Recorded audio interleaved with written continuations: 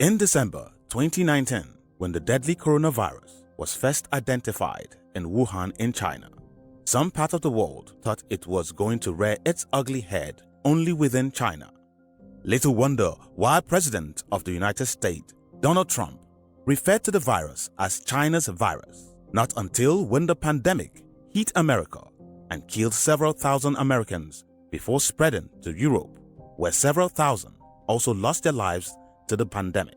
Since the world is a global village, the rest of the continent are currently having their own share as it keeps spreading like wildfire. Africa is not spared. Nigeria, a country where up-to-date and functional medical facilities and health system are not part of our characters, was badly hit.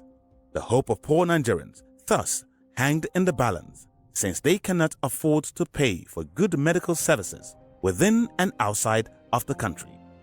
Marvelously, the narrative changed when only the rich, the powerful, and the mighty in the society became the victims of the virus as they die in quick succession. You clearly refuse to have a good health system in Nigeria. I will point an example to you. There's a former Minister of Health, Professor Adewale. He was former Vice Chancellor of the University of Ibadan. He submitted a proposal to the then presidency of Muhammadu Buhari that they should establish a 6 regional center to take care of our health. The 6 regional center was to be in one of those 6 geopolitical zones. You know what the problem is? Politics was drove into it. The then late Abakari, the COS, cancelled it.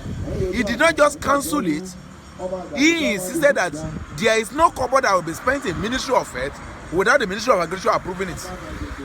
The proposal was dead. He assured the minister whenever there will be cabinet reshuffle that we will not get back to that cabinet, and it was drawn. The Chief of Staff to President Muhammadu Buhari, late Abba Kyari, was the first prominent Nigerian victim to die of COVID-19. Within 1 week period, over 100 people died in Kano, including university professors and top bank officials of a strange disease relating to COVID-19. Also in quick succession was the death of 2 prominent politicians from Lagos in the person of Senator Sikiru Shinawo, popularly known as Peperito, and Honorable Tunde Braimo.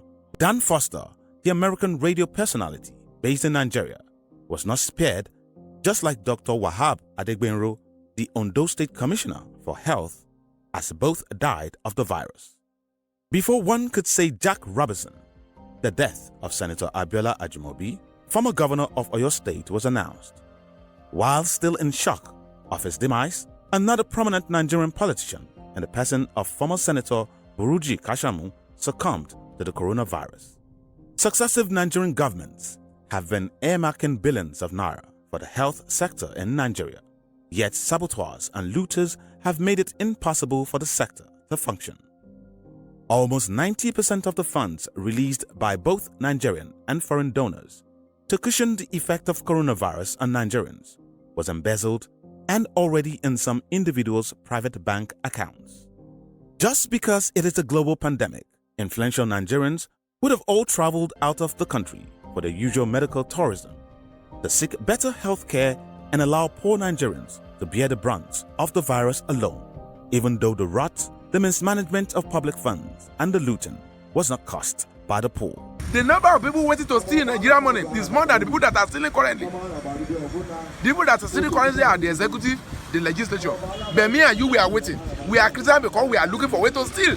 Until when me and you decide to make Nigeria change, we will never have a change. With too many deaths hitting the elites, it is hoped that they will retrace their steps, stop stealing of public funds, and invest more in the Nigerian health system.